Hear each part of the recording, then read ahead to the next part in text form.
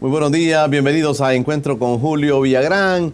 Una mañana donde estamos con usted nuevamente. Gracias por quedarse con nosotros, gracias por preferir estar en esta sintonía. Hoy en la mañana me acompaña Mauricio Rodríguez, un buen amigo, sociólogo, docente, maestro, que está conmigo para hablar hacer un balance sobre el tema educativo en el país. Cuántas cosas suceden en ese plano que no son muy frecuentadas, no se habla mucho de estos temas. Por eso he invitado a este buen amigo mío, Mauricio Rodríguez, que está conmigo. Es un sociólogo y es docente. Mauricio, gracias por venir y estar con nosotros. Muchas gracias, Julio, por la invitación. Pues también aprovechar enviar un saludo a todos los amigos televidentes y decirte que en Occidente pues la señal de TVX es muy apreciada por el tipo de entrevista que están emitiendo. Así de que aquí abierto pues a hablar del tema apasionante que es la educación en El Salvador. Doblemente perfecto vos. 3 veces perfecto. 3 veces perfecto, santaneco, tenía que ser. Correcto. Así Gracias, dice. Mauricio, por estar con nosotros. Vamos a tener un espacio para poder platicar sobre el tema de la educación en el país. ¿Cómo funciona? Tantos problemas que hay en la educación formal en nuestro país, tantos problemas que hay en la educación pública. También de eso quiero que enfoquemos nuestra visión esta mañana con nuestro invitado Mauricio Rodríguez. Ya regresamos.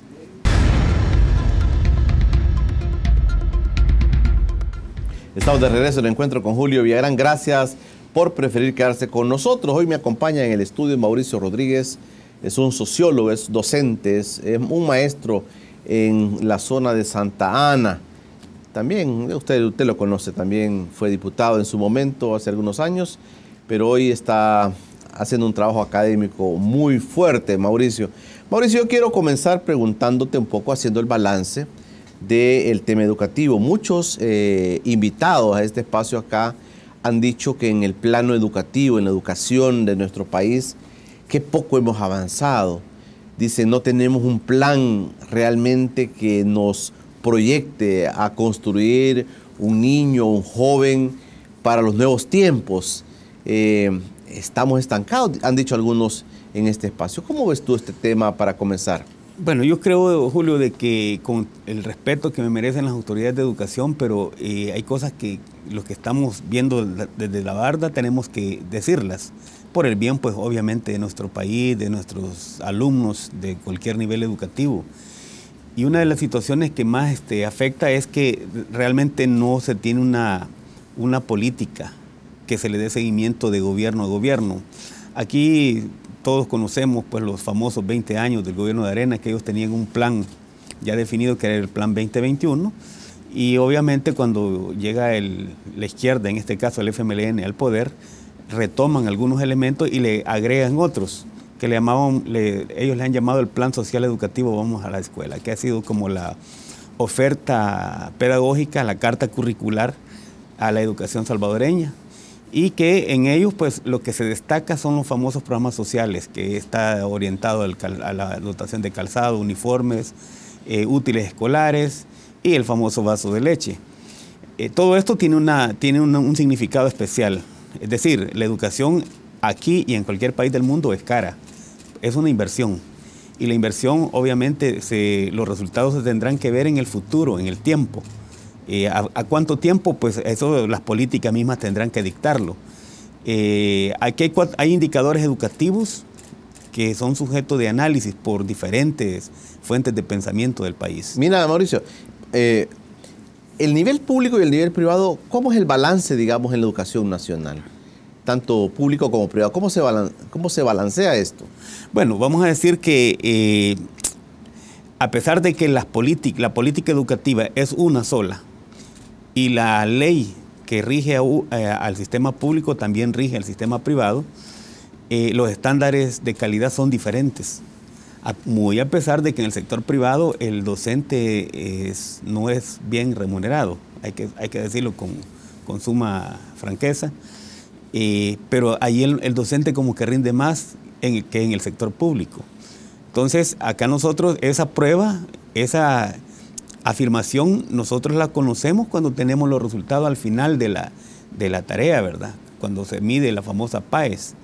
y que obviamente en los últimos años hemos quedado de deber como país. La PAE es una medida, un estándar internacional en el cual nosotros nos califican o nos autocalificamos, nos autoevaluamos y ahí pues obviamente estamos prácticamente reprobados. Se dice de que los gobiernos anteriores lo que hacían es que disfrazaban cifras. Lo que sucede también de que hay que ser claros, la calidad educativa en los últimos años ha decaído por diferentes motivos. Y uno de ellos podrá estar relacionado con el tema de la violencia social que afecta los entornos escolares. Pero mira, pero hay una crítica muy fuerte también de la sociedad, Mauricio, sobre el tema de la capacidad de los maestros. Hay una crítica muy fuerte sobre la actitud de los maestros hoy día. Y tal vez la gente descuida un poco el tema curricular. Vea, ¿qué le estamos enseñando a los niños? ¿Qué le estamos enseñando a las niñas? ¿Cómo estamos formando? ¿Cómo estamos pensando en los hombres, las mujeres del mañana? ¿Cómo analizas tú el tema de los maestros y el tema curricular? O sea, ¿se está pensando, hemos revisado planes de educación, hacia dónde, cuáles son las apuestas en este campo educativo? Mira, hay una cuestión. Vamos a aceptar el mea culpa y vamos a decir que en efecto el sector docente tiene dificultades, grandes dificultades, y esas dificultades nosotros las vamos a encontrar en las bases de la educación de El Salvador. Yo pensé que cuando llegase este nuevo gobierno iban a derogar un acuerdo ejecutivo que ellos tienen, que es la famosa promoción orientada o continua. Eso significa que los alumnos de primero, segundo y tercer grado, que es el primer ciclo, ellos puedan o no tengan las competencias básicas, son promovidos al grado inmediato superior. Entonces ahí nadie aplaza. No. Es como la parvularia. En la parvularia es otro tipo de criterios los que evalúan y obviamente por el tema de la autoestima del niño, no se puede decir este se queda y el otro pasa. Entonces, en El Salvador, mientras no resolvamos esa parte, creo que vamos a seguir dando tumbos en el tema de la calidad educativa y los resultados los vamos a ver al final, como dije anteriormente, el tema de la PAES. Yo lamento, y tengo que decirlo públicamente, después de 12 años de estar en la Asamblea Legislativa y que gustosamente participé en la Comisión de Cultura y Educación, y donde yo me di cuenta también en la Comisión de Hacienda y Especial del Presupuesto, las cantidades millonarias que se destinan para capacitación docente, y 12 años después llegar nuevamente a la escuela salvadoreña y encontrar exactamente las mismas cosas, las mismas ambientaciones, las mismas actitudes. Entonces quiere decir que la capacitación que el Ministerio de Educación ha estado brindando no está acorde tampoco a la realidad educativa que el país demanda en este momento para poder poner al país en una vitrina diferente. ¿Qué esperabas tú del FMLN como partido de gobierno en el tema educativo? ¿Qué esperabas tú, Mauricio? Bueno, las expectativas no solo de Mauricio Rodríguez, sino de la población en general, es que realmente hicieran cambios sustanciales, cambios hasta cierto punto estructurales. Uno de ellos, eliminar esa promoción continua. El otro elemento que también es importante... ¿Por qué consideras tú que no debe promoverse, digamos, de manera automática a los niños en esos niveles? Porque es donde se sientan las bases de la educación. Es decir, si un niño no tiene las competencias básicas, las competencias de la lectoescritura, no las logró adoptar en primer grado, ¿qué va a ir a hacer a segundo grado? Entonces viene el Ministerio de Educación y de manera mesiánica dicen, entonces es responsabilidad del docente. Lo que sucede es que también en este aspecto hay que considerar una serie de elementos que están en el contexto del alumno. La familia juega un papel importante. La familia, o sea, yo también quiero salir en defensa de los docentes y no voy tampoco a defender a alguien que hace un mal trabajo, porque yo sé que hay excelentes maestros en este país. Pero un maestro tampoco es un sastre remendón, o sea, no va a venir a remendar los problemas que el niño o niña trae desde la familia. Entonces, ese es un problema grave que mientras un gobierno, en este caso el FMLN, no se ponga conciencia de poderlo mejorar o poderlo cambiar, vamos a seguir en la misma sintonía. Mira, Mauricio, quiero preguntarte, o sea que nosotros en el país dependemos de lo que un gobierno decida en el tema educativo. Yo me acuerdo, y yo creo que los que hemos leído un poquito también, del famoso Beneke, del famoso ministro Beneke, que dijo, Beneke hizo una reforma educativa. Pero uno dice, cuando llega un gobierno, ese gobierno tiene la potestad de hacer reformas en el plano educativo porque es una cosa esencial, Mauricio, cómo estamos educando al país. Esa es la base, como tú estás diciendo, para poder sacar adelante el país. Walter Beneke en ese momento tuvo una visión y yo creo de que puso justamente el sistema educativo que en ese momento el país demandaba. Acuérdate que estamos hablando del proceso de industrialización, la etapa del desarrollismo en El Salvador, y obviamente el haber creado ese tipo de los bachilleratos, los técnicos en aquel momento estaban justamente en la línea de lo que el país demandaba. Tanto así que El Salvador fue reconocido en esa época como prácticamente la Suiza de Centroamérica. Era un país que tenía desarrollo en todo sentido. Ahora, ¿qué es lo que tenemos en este momento? Haciendo una analogía de aquello a lo actual. En este momento lo que tenemos, digamos, un sistema educativo en crisis. Alguien me va a decir, no, pero es que el problema de la violencia, sí, pero también las políticas educativas son emanadas única y directamente de las autoridades, de los titulares del Ministerio de Educación en este caso. Entonces, si la política educativa no está acorde a la realidad económica, política y social del país, entonces vamos a estar enfrentando los mismos problemas que en este momento el docente enfrenta y que la educación salvadoreña está enfrentando. Vale decir, estamos en un sistema educativo en crisis. En el siguiente bloque, Mauricio, yo quiero que hablemos sobre el perfil del salvadoreño, de la salvadoreña que estamos construyendo, ese que estamos formando, eso que estamos tejiendo. ¿Cuál es el perfil? ¿Hacia dónde queremos llevar a nuestros niños y nuestras niñas en el plano educativo? Esa es la apuesta para el próximo bloque con nuestro amigo Mauricio Rodríguez.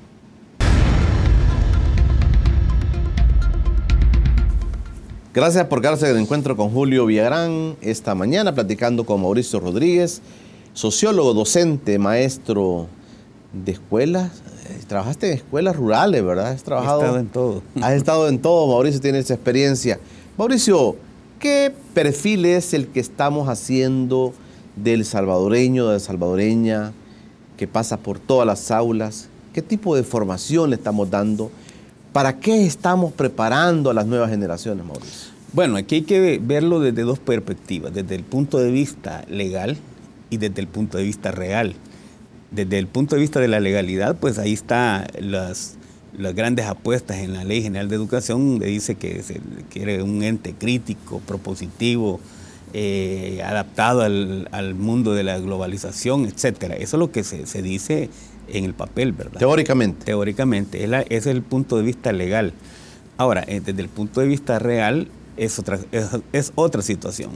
Y yo sí tengo que hacerle una crítica pública al manual de evaluación que el Ministerio de Educación ha emanado, que ha dirigido a todas las escuelas públicas y privadas. Por ejemplo, te dicen, ahora, un alumno reprobó la actividad o reprobó la asignatura, tiene derecho a reposición. Nosotros tuvimos en aquel momento eso. Pero si la dejó, hay que hacerle otro proceso. O sea, son 3 oportunidades que el alumno tiene. Entonces, la vida real no nos da oportunidades. Si tú fallas en tu trabajo, no te van a decir, Julio, entonces, como falló ahorita, le vamos a dar otra oportunidad para que usted busque resarcir el daño. Generalmente, tú tienes que estar preparado para enfrentar la vida con todo. Entonces yo siento que desde esa perspectiva se está creando un antivalor. Se está creando el antivalor de la irresponsabilidad, porque el alumno está consciente y está satisfecho de que si fallé, pues entonces voy a tener otra oportunidad, y si fallo, tengo otra oportunidad, y si vuelvo a fallar, tengo otra oportunidad, y si no, vamos al Ministerio de Educación a demandar al profesor. Un signo de esto que estás hablando son los resultados de la PAES. Por supuesto. Por ejemplo, que el joven dice, mira, pero la PAES, al final no pasa nada con la PAES. Es el 20% para que él pueda graduarse como bachiller, para poder pasar a educación superior. Es el 20%. Hay estudiantes que han reprobado la PAES y se han quedado a esperar la segunda oportunidad, y la tercera oportunidad y la cuarta oportunidad en esos casos. Entonces yo pienso de que desde esa perspectiva, el Ministerio de Educación ya debiera modificar ese manual, porque el problema es que le ponen al maestro, lo ponen contra la espada y la pared. Y ahí viene el famoso tema de las demandas, las quejas en oír del Ministerio de Educación, y muchas veces amenazando o tratando de amedrentar a un docente que no lea, ¿verdad?, con la LEPINA, que la LEPINA no solamente son derechos, hay deberes, obligaciones e inclusive sanciones para los menores que también no se adaptan a las condiciones, en este caso, escolares. ¿Pero qué tipo de problemas se dan? Amenazas, demandas y sobre todo la baja en la calidad educativa. Y el maestro, ¿cuál es su margen de maniobra, Mauricio? Porque hoy está, ya vamos a hablar de ese tema también de la violencia, pero en el tema del, digamos, que un padre de familia o el mismo alumno amenace al maestro por no promoverlo, ¿cuál es el margen de maniobra que tiene el maestro? Bueno, yo creo que, y es el llamado a todos los maestros a nivel nacional, primero el maestro, el docente, llamémoslo así, debe leer, debe conocer su marco jurídico, pero también hay algunos que tampoco leen, ¿verdad? Debe leer, conocer sus deberes, derechos, obligaciones y sobre todo las sanciones. Debe también llevar sus registros en orden.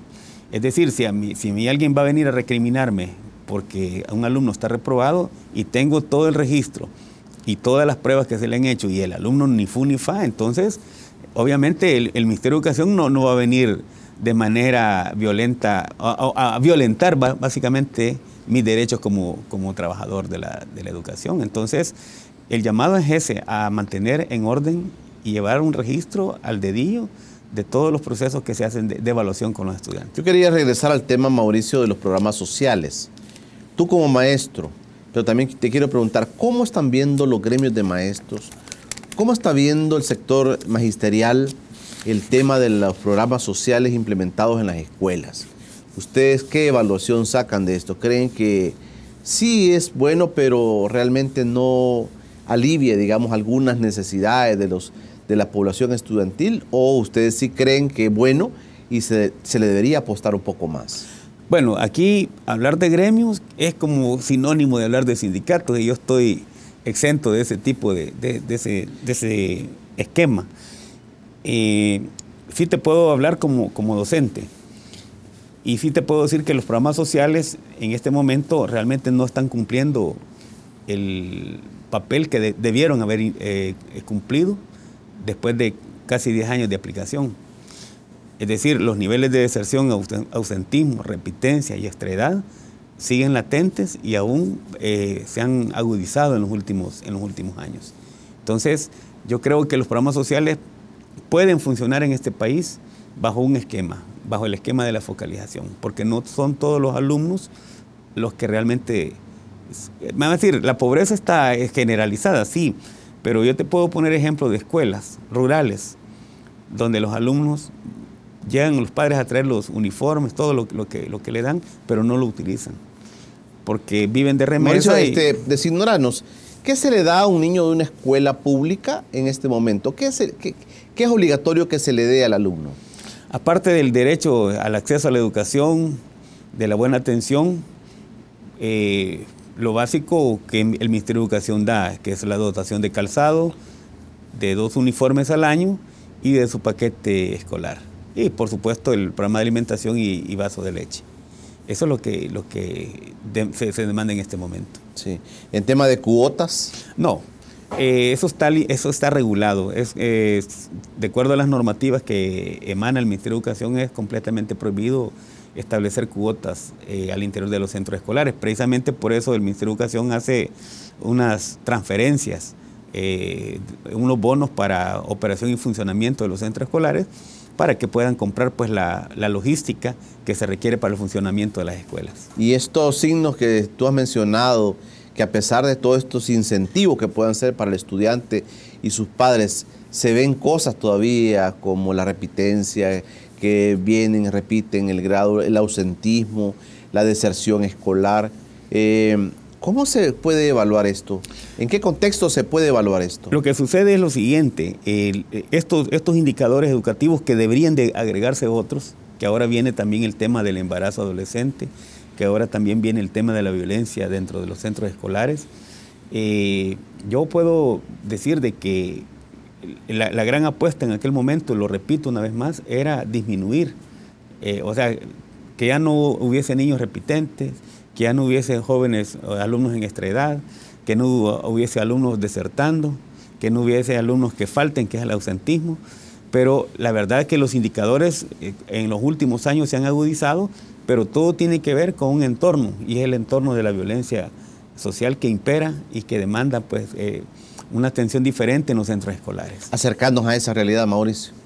Bueno, de todo es sabido que El Salvador vivimos inmersos en un esquema de violencia social, donde tenemos el problema de las pandillas de uno y de otro, y quiera sea o no, estos señores pues tienen algún nivel de influencia en los centros escolares.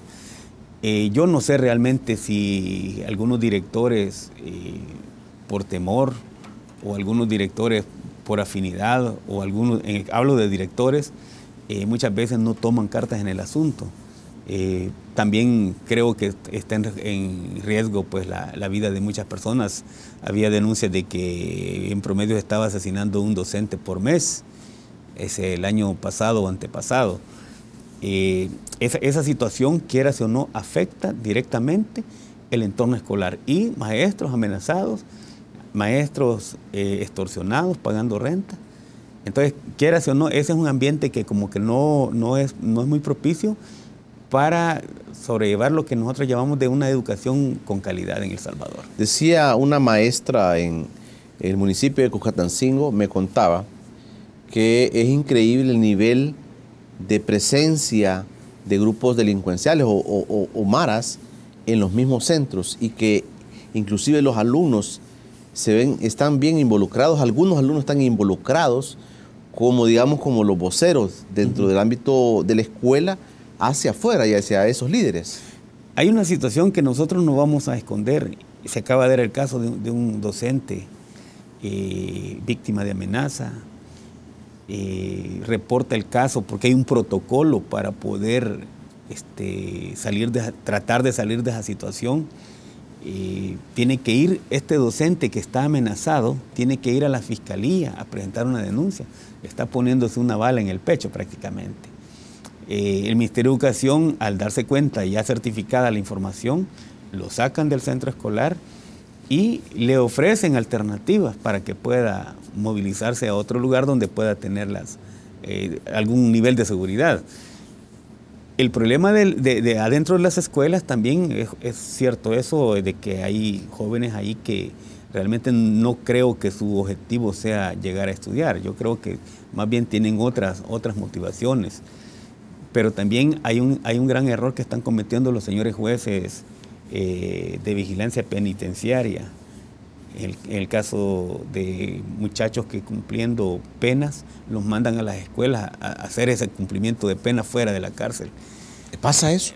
Ocurre. Y yo tengo pruebas muy certificadas que obviamente no las puedo decir aquí en público, pero los señores jueces envían a estos muchachos vinculados a los grupos de pandillas, los envían a hacer sus obras de trabajo comunitario adentro de las escuelas.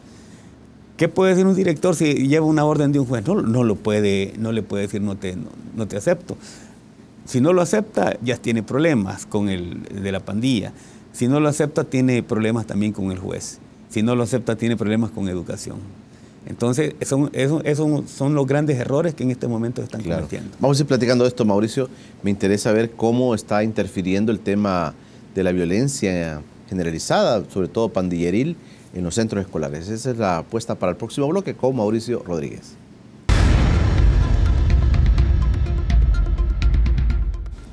Estamos de regreso con Julio Villagrán, platicando con el sociólogo, con el maestro Mauricio Rodríguez, nuestro invitado esta mañana, hablando sobre esos problemas en el plano educativo, qué indicadores educativos tenemos.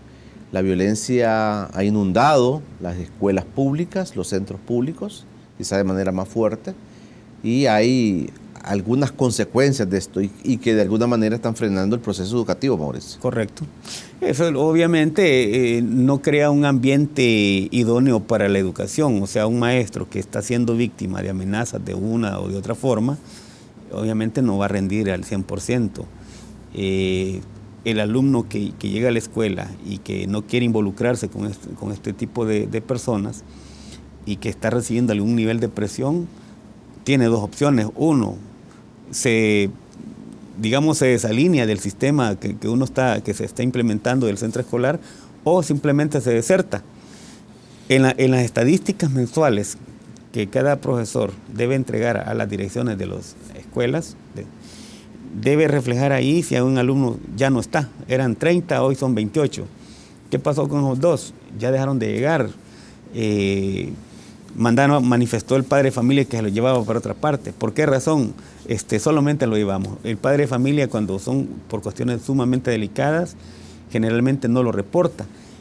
El año pasado, si no mal recuerdo, fueron 39,000 deserciones registradas a nivel nacional, cerca de 40,000, registradas oficialmente, porque te pudiera garantizar, y te lo digo con certeza, de que muchas deserciones no están en esos 39,000 reportadas, porque hay gente que por su propia seguridad decide no expresar para dónde va o por qué se lo llevan de las escuelas. Simplemente desaparecen y ya no se sabe de ellos. Al tiempo, pues alguien se da cuenta que están en otro lugar, en otro municipio o en otro departamento. Esa es la realidad que está viviendo la escuela salvadoreña en este momento. ¿Cómo acompaña el Ministerio de Educación este problema, Mauricio?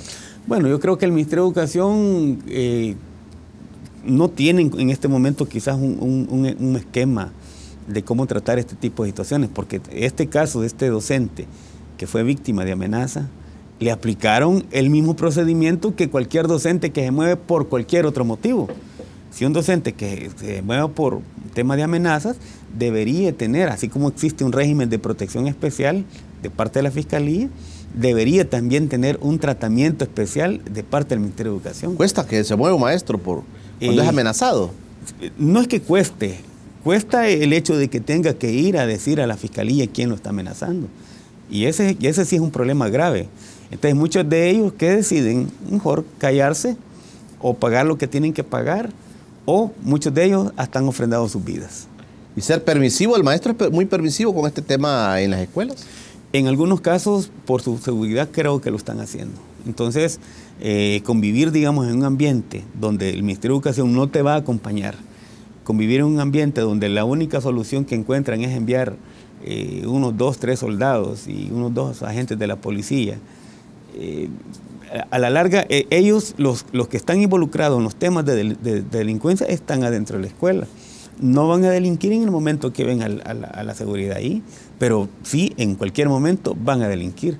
Y pueden disfrazarse de cualquier tipo de actuaciones, controles, ser voceros, llevar, digamos, mecanismos de reclutamiento. Todo eso se da en la escuela salvadoreña. De manera general, Mauricio, de manera general, a nivel nacional, ¿crees que este problema de la violencia que vivimos en el país frena el proceso educativo del país en general?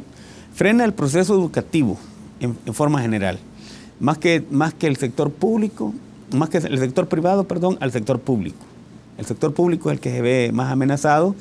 Y te estoy hablando de que de 5.136 centros educativos a nivel nacional, el 84% es público. Entonces tenemos un problema en letras mayúsculas en este momento. Muy difícil para el maestro. Muy difícil para el maestro. Amenazado. Hablaste de muertes también. Sí, ya se dio casos reconocidísimos a nivel nacional de muchos docentes que han sido ya amenazados y posteriormente asesinados, ¿verdad? Entonces eso es una situación grave. Lamentablemente el protocolo que el Ministerio de Educación tiene en este momento no es lo suficientemente flexible como para poder atender a un docente que es víctima de este tipo de situaciones, para poder brindarle un régimen de protección especial desde la perspectiva del Ministerio de Educación. Si tú estuvieras cerca del presidente de la República, de las autoridades de educación, ¿qué les dijeras al oído, Mauricio, como para focalizar bien el problema? Porque eliminarlo es una cosa muy compleja, sino focalizar el problema, identificar bien todas las causas de este problema que se da en las escuelas particulares y ver qué medidas se pudiera tomar. ¿Qué pudieras tú decirle? No, yo le diría al señor presidente de la República, que también es un docente, de que realmente se acerquen más a las escuelas, que haya más acercamiento, más acompañamiento al docente.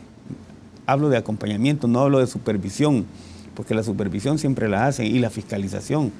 Yo más bien creo que debe haber un acercamiento, un acompañamiento que permita que las escuelas realmente, los ambientes escolares que tanto pregonan ahí, realmente sean ambientes escolares idóneos para la enseñanza y para el aprendizaje. Pero en este momento la situación, yo puedo decirla, desligándome de cualquier posición de alguna gremial o sindicato, que no pertenezco a ninguna, que yo creo de que se debería estar en este momento evaluando esta situación, porque esto está teniendo una incidencia negativa en todo el ámbito educativo, negativa. Te he escuchado 2 veces decir que estás desligado de los gremios de maestros. No, pero eso no te quita que me digas por qué están tan atomizados los maestros ahora. Lo que sucede, Julio, es de que en El Salvador como que nos volvemos un poco escépticos ante el tema de las gremiales. Por historia, líderes gremiales de ahora, de una de las oficialistas en este momento, en aquel momento gobernaba Arena. ¿Qué es lo que ocurre? Que deja a la gente botada en la calle gritando, ¿verdad?, por mejoras salariales, porque todo es mejoras salariales. Y mientras él negociaba con la ministra de Educación de esa época un viaje a Brasil y otras prebendas, y todo siguió igual. No creo que las gremiales en este país deberían estar poniéndose la chaqueta del partido de gobierno en el caso de 1, 2, 3 que están alineadas y que son gremiales oficialistas, pero tampoco creo en nosotros que al verse, digamos, no apoyados por estos, buscan refugio en los partidos contrincantes al gobierno. Entonces, ahí se desnaturaliza por completo el tema de los sindicatos. Andes es siempre oficialista. Oficialista. ¿Y bases magisteriales es en contra? Es en contra, más o menos, vea.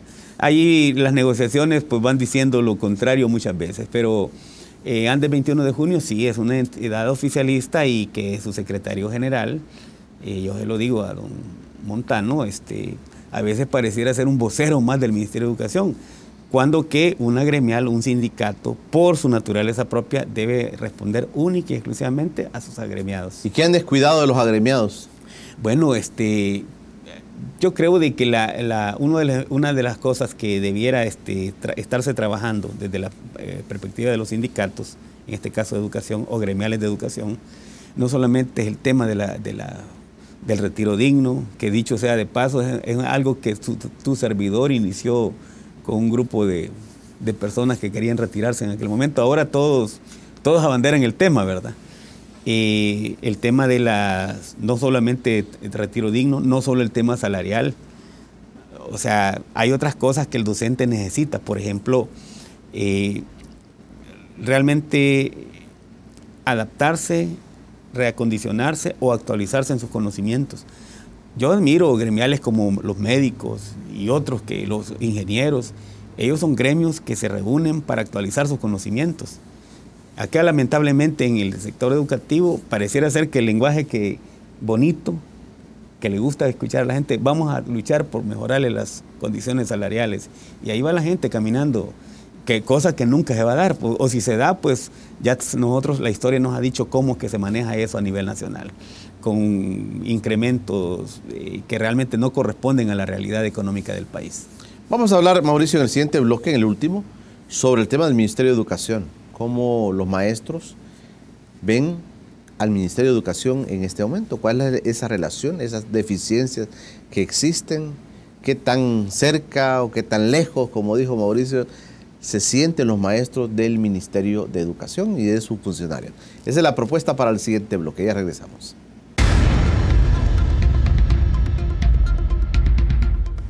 Estamos en el último bloque en esta mañana platicando con el licenciado Mauricio Rodríguez. Es un sociólogo, es un maestro de carrera, hablando sobre el tema educativo, el tema de la violencia, cómo afecta la violencia y ya está afectando en este momento la violencia al sistema educativo nacional. Pero también hemos hablado de los gremios de maestros, otrora, digamos, gremios muy bien diseñados, viendo las necesidades de los maestros, pero hoy como que la cuestión política e ideológica como que nos divide en el país, Mauricio. Sí, lo que sucede es de que en el fondo hay un juego de intereses, y ese juego de intereses no permite que desnaturaliza el trabajo de los sindicatos en este caso. Cuando tu servidor dio su voto en aquel momento cuando se ratificó el convenio de la OIT sobre la libre sindicación, porque es el término correcto, sindicación, todos pensamos de que los sindicatos, la gente se iba a organizar y realmente iba a luchar de manera, digamos, de acuerdo al sector que representa. Pero lamentablemente ahora hay una confrontación y los sindicatos más bien parecen apéndices de los partidos políticos. A veces hasta hay una identidad hasta en colores, ¿verdad? Y eso, quieras o no, hace que el que está por entrar a un sindicato o los que estamos de lejitos observando nos volvemos más escépticos por el accionar de este tipo de organizaciones que muchas veces, lejos de responder a los intereses de sus agremiados, son sindicatos endogámicos que se representan nada más sus propios intereses o los intereses de sus pequeñas cúpulas. ¿Es obligatorio estar en un sindicato de maestros? No es obligatorio. La ley le da la facultad a uno de organizarse libremente. El que quiera puede estar, el que no, pues igual, ¿verdad? El que no esté en sindicato lo que tiene que hacer es hacer muy bien su trabajo y a la hora de cualquier situación saber defenderse como persona. Políticamente ya hablamos un poco de la visión de estos gobiernos con respecto al plano educativo, pero administrativamente, ¿cómo funciona el Ministerio de Educación con respecto al sistema educativo y sobre todo al tema de maestros? Bueno, yo siento que el Ministerio de Educación es una cartera de Estado, y lo voy a decir una vez más, altamente burocratizada. Todo es papel, ¿verdad? Todo es papel y muchas veces están pidiéndole información al docente, información recurrente, repetitiva, que yo tengo mis dudas de que esa información sea tomada en cuenta, sea leída. Un ejemplo bien típico, ahí están los libros de registro, los maestros que me están viendo pueden dar fe de ello. Te piden la misma información 3 o 4 veces en el mismo libro de registro. Los datos del alumno, de la procedencia, te lo piden de diferentes formas. O sea, yo no sé si tienen algún sistema de captura de datos, ¿verdad? Pero se vuelve altamente repetitivo. El Ministerio de Educación creo de que ha perdido desde hace un buen tiempo el contacto directo con las escuelas. Lo ha perdido. Y anteriormente se decía de que el maestro en este país, por tener el corazón a la izquierda, escribía con la mano izquierda. Ahora el docente piensa, inclusive su posición político-ideológica, que incluso las pasadas elecciones fue una muestra clara de ello, digamos, del rechazo que muchos docentes que vestían la camisa roja en este momento se han quedado escépticos, apáticos, porque realmente no se han cumplido las expectativas de aquello que se mencionó a inicios de los gobiernos de izquierda en el 2009. El ministro Canjura, entonces, tal vez no se da cuenta de lo que está pasando, pues, o es parte del sistema, Mauricio. No, yo creo que el ministro, él tiene, digamos, su lineamiento de cómo llevar las cosas. Obviamente él no va a andar de escuela en escuela. Creo que el que tiene un papel más operativo es el viceministro, el licenciado Francisco Castaneda, pero también tiene sus operativos en cada departamento, los directores departamentales.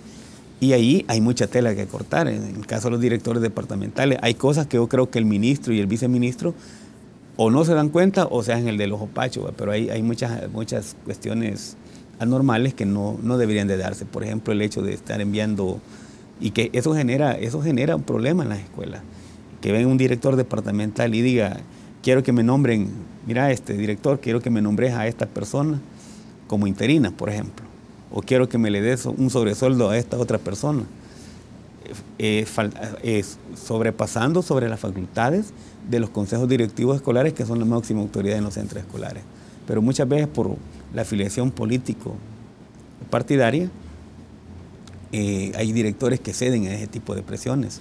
O que muchas veces hay un maestro que sea, digamos, destacado de un lugar para otro y él lleva su plaza en propiedad, pero fíjate que no te puedes mover porque la persona interina que está aquí me la mandó el director departamental.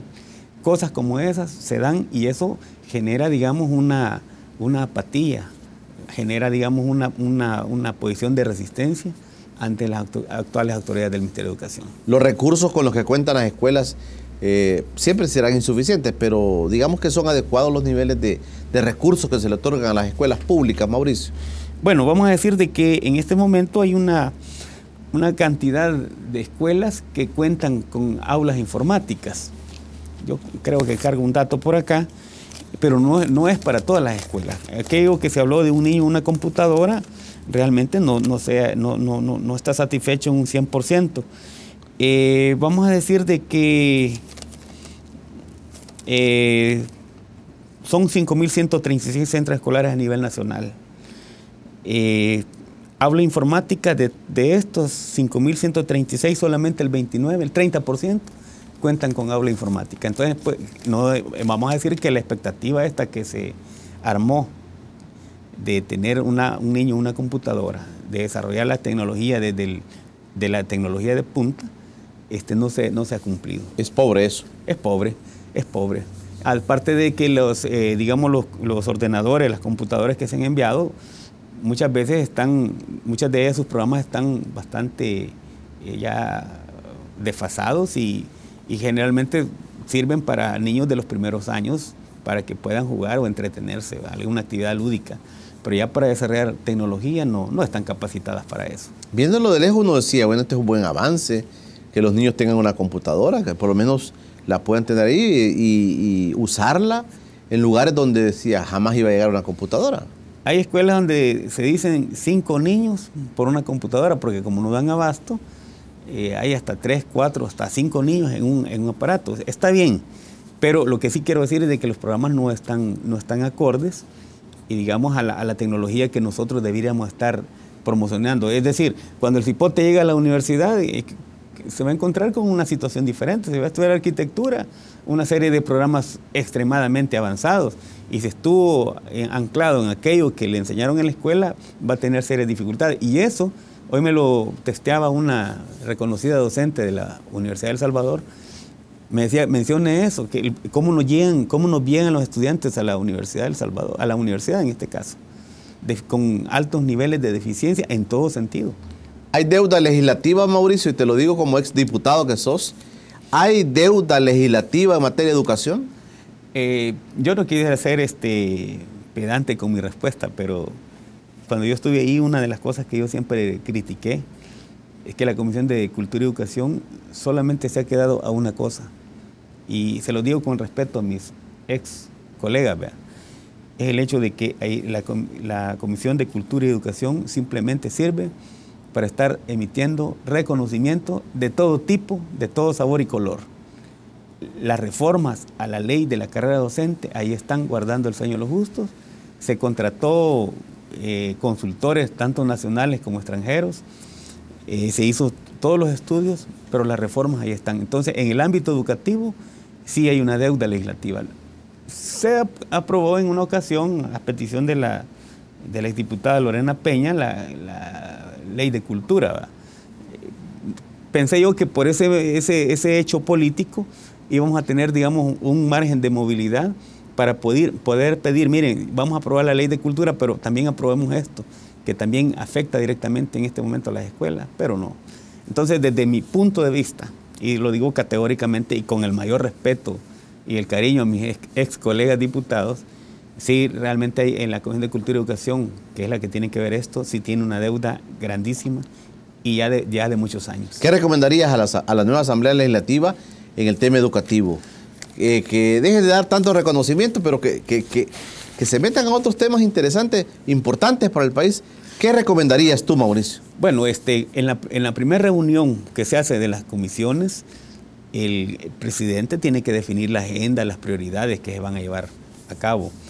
Yo en este momento no conozco de viva voz que se haya definido una agenda legislativa en la cual los temas relacionados con el mejoramiento del sistema educativo nacional sea una prioridad. Ojalá que yo me equivoque, pero sí un llamado también pues a los señores diputados de la nueva legislatura a que retomen esos temas que ahí están. Ahí están. ¿Y esto de la carrera docente, cuáles serían los temas principales, digamos? Bueno, hay una serie de valoraciones, como por ejemplo, tu servidor presentó en una oportunidad una reforma al artículo 33, que tiene que ver con el tema de la revisión salarial, que no es un tema de sindicatos, es una cuestión de derechos. El artículo 33 de la ley de la carrera docente dice actualmente que cada 3 años el Ministerio de Educación hará una revisión salarial, pero solamente que hará la revisión, no es impositivo. Entonces, en aquel momento yo presenté la iniciativa en la cual decía, se hará una revisión salarial y un ajuste acorde al índice de precios al consumidor vigente, con una inflación acumulada en los últimos 3 años. Eso fue un trabajo que se hizo con alguien que ha trabajado mucho acá en el tema financiero, el ingeniero Perdomo. Él era nuestro asesor financiero y él recomendó de esa manera. ¿Cuándo fue el último aumento salarial que tuvieron los maestros? Este año se ha dado un incentivo de $50 por mes. Eso es lo último. ¿Verdad? Pero yo más bien creo que fue como una jugada. Acuérdense de que estamos en un periodo previo a las elecciones y el Ministerio de Educación buscaba tal vez atraer nuevamente a los docentes descontentos y no lo hicieron, sino que de una sola vez de 2 meses le consignaron sus cuentas $100 a cada docente a nivel nacional. Pero no fue suficiente porque el descontento ya estaba marcado. Vienen elecciones presidenciales en 2019, Mauricio, y con eso vamos a ir aterrizando. ¿Cómo ves tú un presidente nuevo?